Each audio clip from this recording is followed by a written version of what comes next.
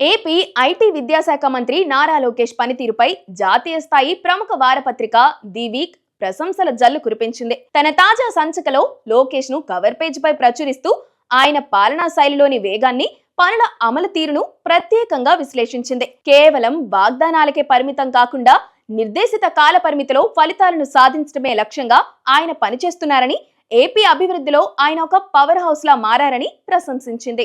లోకేష్ అనుసరిస్తున్న speed of doing business విధానాన్ని the week ప్రశంసించింది.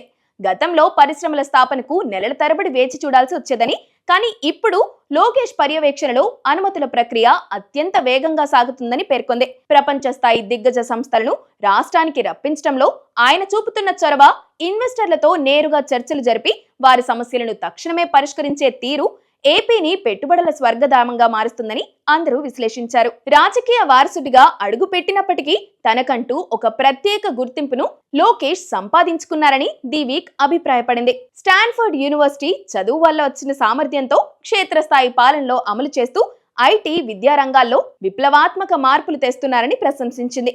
ముఖ్యంగా యువతకు ఉద్యోగాల కల్పనే ధ్యేయంగా ఆయన చేస్తున్న కృషి రాబోయే రోజుల్లో ఆంధ్రప్రదేశ్ ను ఐటీ హబ్ గా మార్చడంలో కీలక పాత్ర పోషిస్తుందని వివరించింది. తండ్రి చంద్రబాబు నాయుడు అనుభవం, విజన్ కు లోకేష్ వేగం తోడవడం రాష్ట్రానికి పెద్ద ప్లస్ పాయింట్ గా మారిందని ది వీక్ అంచనా వేసింది.